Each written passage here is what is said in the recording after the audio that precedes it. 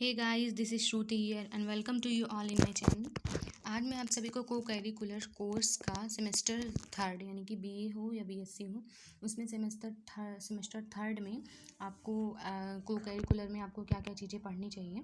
आप देखिए यहाँ पे कोर्स टाइटल आपका है थर्ड सेमेस्टर का human values and environmental studies. तो आपको थर्ड सेमेस्टर में जो लोग हैं, जो स्टूडेंट्स थर्ड सेमेस्टर में पढ़ रहे हैं, उनको करिकुलर में आपको यही टॉपिक पढ़नी है, human values and environmental studies. तो चलिए इसे स्टार्ट करते हैं। यहाँ पे देखिए सारी चीज़ें जो मैं आपको ये सिलेबस दे रही हूँ, ये यूपी में हर यूनिवर्सिटी के लिए है। जितने भी यूपी में यूनिवर्सिटी पाई जाती हैं उन सबके सारी यूनिवर्सिटीज़ में यही सिलेबस लग रहा है। तो आप इसे ज़रूर देखें। यहाँ पे देखिए स्टार्ट हो जाता है आपका, और यहाँ पे करिकुलर कोर्सेज दिए हैं जिसमें नाम है आपका human values and environmental studies. यहाँ पे देखिए कोर्स आउटकम्स मैंने आपको अपने करिकुलर वाले सिलेबस में जितने भी सिलेबस हैं मैंने आपको सबको बताया है कि अगर कोर्स आउटकम्स का मतलब यही है कि जब आप इसे पढ़ लेते हैं तो आपको यहाँ पे मतलब क्या आपको यहाँ पे नॉलेज हो जाएगा। तो सबसे पहले आपको नॉलेज कौन सा होगा, the mission of the course on human values and environmental studies is to create morally articulate solutions, to be truthful and just and to become responsible towards humanity। ठीक, यहाँ पे देखिए दिया है कि इसका कहने का मतलब बस यही है कि इसका मतलब ये जो कोर्स है इसका मिशन यही है, इसका लक्ष्य यह है कि ह्यूमन वैल्यूज़ यानी कि मानव मूल्य और पर्यावरणीय अध्ययन के बारे में लोग जानें, और रिस्पॉन्सिबिलिटी लोगों की ह्यूमैनिटी यानी कि नैतिकता यानी कि मानवता के प्रति आपका जो भी आपकी जिम्मेदारी है आप उसे जानें। और यहाँ पे देखिए यहाँ लिखा है building fundamentals knowledge of the interplay of market ethics and laws. ये सब आपको पढ़ने हैं। Look at various challenges faced by individual to counter unethical issues, और core concept for business ethics, core concept of anti corruption. जैसे corruption के बारे में, जैसे हम कोई भी बिजनेस करते हैं तो उसमें करप्शन होता है। आपको बिजनेस अगर आप कोई कर रहे हैं तो उसकी नैतिकता को आपको उसे समझना चाहिए, तो ही आप अच्छा एक बिजनेस कर सकते हैं। यहाँ पे देखिए core concept for a morally articulate solution evolver to management issue in general. ये सब चीज़ें दी हैं। फिर आपको यहाँ पे सस्टेनेबल डेवलपमेंट दिया है फॉर ए बेटर इन्वायरमेंट। फिर यहाँ पे देखिए degradation has how degradation environmental degradation has taken place, और aware of negotiation and international efforts to save environment, how to develop sustainably। मतलब ये सब आप जितनी भी डेवलपमेंट मानव को का विकास करने के लिए जितनी भी चीज़ों की आवश्यकता होती है वो सारी चीज़ें इसमें दी हुई हैं। चलिए हम इसे स्टार्ट करते हैं। यहाँ पे देखिए आपका पहला यूनिट है, उसमें आपको क्या पढ़नी है, human values and present practice. और फिर यहाँ पे प्रिंसिपल ऑफ एथिक्स, ये आपको यहाँ पे इसमें पढ़ना है। यहाँ पे देखिए ह्यूमन वैल्यूज़ में आपको क्या क्या पढ़ना है, जैसे कि इसका इंट्रोडक्शन है, वैल्यूज़ मतलब इसका मूल्य क्या है, कैरेक्टरिस्टिक इसकी मतलब कैरेक्टरिस्टिक इसका वर्गीकरण, टाइप्स प्रकार कितने हैं, development value system in Indian organisation यानी कि भारतीय व्यवस्था में इसके विकास के क्या मूल्य रहे हैं, और वैल्यू इन बिजनेस मैनेजमेंट। ठीक, value based organisations, trans culture human values in management, Swami Vivekananda. जैसे इन लोगों ने ह्यूमन वैल्यूज़ यानी कि मानव मूल्य के लिए, आपको पता ही है कि स्वामी विवेकानंद और जैसे कि एपीजे अब्दुल कलाम, गांधी जी, इन सबको एक मसीहा माना जाता है ह्यूमन वैल्यूज़ के लिए। तो इनके बारे में आपको पढ़ना है कि मतलब स्वामी विवेकानंद दास फिलॉसफी ऑफ कैरेक्टर बिल्डिंग। मतलब किसी भी मनुष्य को अपने चरित्र का निर्माण करने के लिए इन्होंने फिलॉसफी दी है, उसे आपको पढ़ना है। Gandhi concept of seven sins, Gandhi ji की 7 पापों की अवधारणाएं, ये आपको ज़रूर पढ़नी है, बहुत इंपॉर्टेंट। इसे पढ़ेंगे आपको मज़ा भी आएगा। APJ Abdul Kalam view on roll of parents and teacher.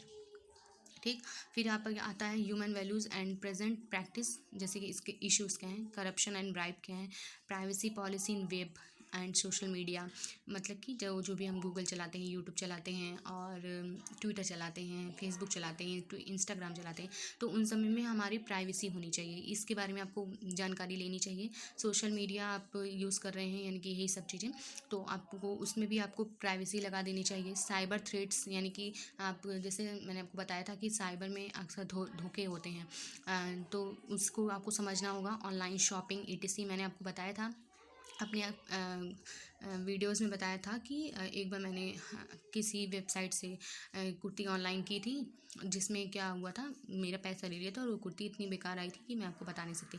तो इस सब टाइप की आपको चीज़ें जाननी जरूरी है। रेमेडीज़ UK ब्राइबरी एक्ट आपको ज़रूर पढ़ना है, बहुत इंपॉर्टेंट है।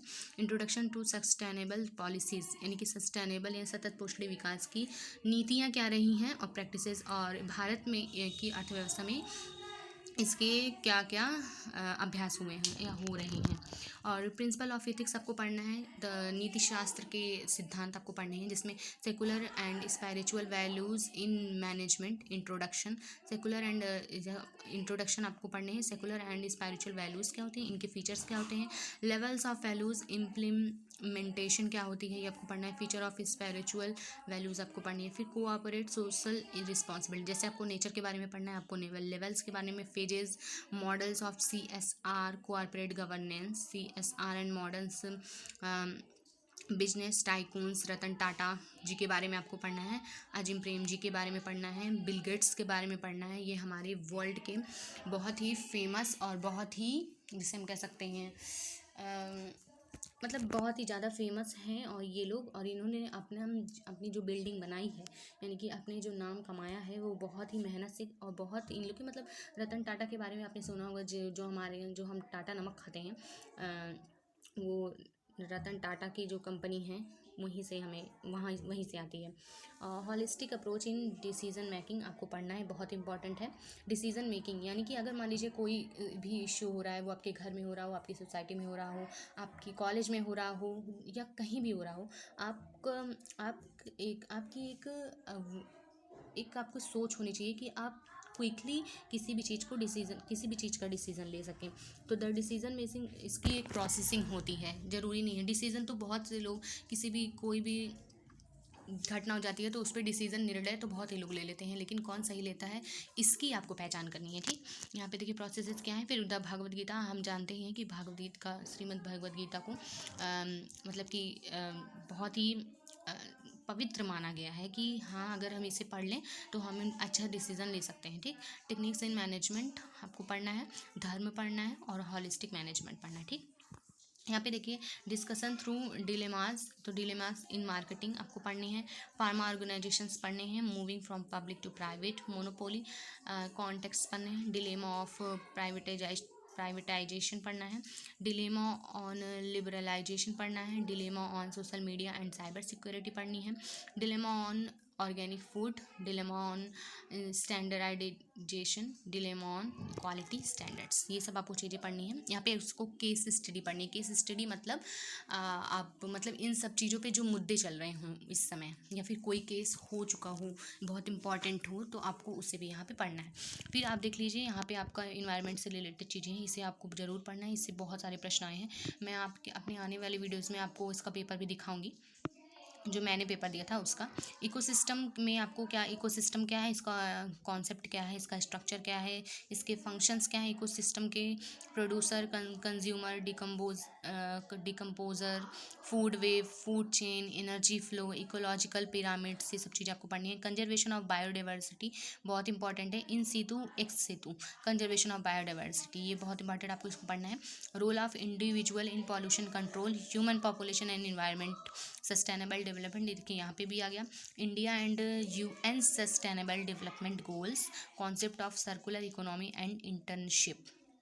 मैं आपको बता दूं, मैं जल्दी आप सभी के लिए PPT के वीडियोस लाने वाली हूँ, जिसमें मैं आपको मेरा पहला PPT सस्टेनेबल डेवलपमेंट पे ही होगा। तो आप वहाँ से आराम से जान जाएंगे कि आपको सस्टेनेबल डेवलपमेंट मतलब कैसे होता है, आपको इस सब चीज़ों के बारे में जानकारी मिल जाएगी। तो आप वहाँ से एक बार देख लीजिएगा। तो आपका मुझे लगता है इसमें जितने सारे सस्टेनेबल डेवलपमेंट के बारे में चीज़ें पूछी हैं मैं आपको उसमें ज़रूर इंक्लूड करके आपको बताऊँगी ताकि आपको समझ में आ जाए। Concept of circular economy and internship, यहाँ पे ये पढ़ना है आपको। इन्वायरमेंटल लॉस क्या होते हैं, international advancement in environmental conservation क्या होता है, role of national green tribunal जिसे हम NGT कहते हैं उसके बारे में आपको पढ़ना है। एयर क्वालिटी इंडेक्स आती है, अक्सर वायु गुणवत्ता इंडेक्स आती है जिसमें आपको मैं बताऊं, वायु गुणवत्ता इंडेक्स में हमारा जो मुंबई शहर है वो वर्ल्ड का सबसे प्रदूषित शहर है। ठीक, यहाँ पे देखिए ये एक इंडेक्स होता है, जैसे एक सूची आती है जिसमें दिखाता है कि कौन सा शहर सबसे ज़्यादा प्रदूषित है, वायु प्रदूषित है, कौन सा सबसे कम है, या फिर कौन सा सेकंड नंबर पे, कौन सा फर्स्ट नंबर पे, कौन सा थर्ड नंबर पे है, ऐसे देता है। Importance of Indian traditional knowledge on environment, आपको ये पढ़ना है। और उसके बाद देखिए bio assessment of environmental quality in environmental management system, environmental impact assessment and environmental audit. यहाँ पे देखिए इतने सारे आपको दिए हैं, आप कहीं से भी जाके इन सब चीज़ों के बारे में पढ़ सकते हैं, आपको ये सारे टॉपिक्स यहाँ से मिल जाएंगी। यहाँ पे देखिए यहाँ पे मेथड्स क्या है, आप देखिए अगर आप सस्टेनेबल मतलब इन सब चीज़ को पढ़ना चाहते हैं तो यहाँ पे देखिए दिया है क्या, इसमें क्या क्या होते हैं, असाइनमेंट होते हैं, प्रेजेंटेशन इसमें भी होता है, और अटेंडेंस होता है, फाइनल एग्जाम आपका होता है 75 नंबर का। ठीक, लेकिन ऐसा होता है ये सब चीज़ें आप यहाँ से पढ़ सकते हैं। देखिए इतने सारे आपको वेबसाइट दिए हैं, किसी भी वेबसाइट पे जाइए, जो भी आपको वेबसाइट अच्छी लग रही हो, जिसकी बात आपको समझ में आ रही हो आप वहाँ से पढ़ सकते हैं। नहीं तो मैं आपको एक एक करके इसके टॉपिक्स वैसे भी आने वाले अपनी जो मैं मेरी PPTs की वीडियोस होंगी उन समय मैं आपको बताऊंगी। So guys thank you for watching. अगर आपको मेरी वीडियो अच्छी लगी हो तो इसे लाइक करें, शेयर करें, अपने दोस्तों से शेयर करें, और मेरे चैनल को सब्सक्राइब करें, और कमेंट ज़रूर करें जो भी इसमें कमियां हों, या फिर जो भी आपको इससे रिलेटेड कोई भी टॉपिक अगर आपको नहीं समझ में आया हो, या फिर आपको किसी और टॉपिक पे वीडियो चाहिए तो आप मुझे ज़रूर कमेंट करें, मैं आपकी कमेंट का उत्तर ज़रूर दूँगी। So guys thank you for watching.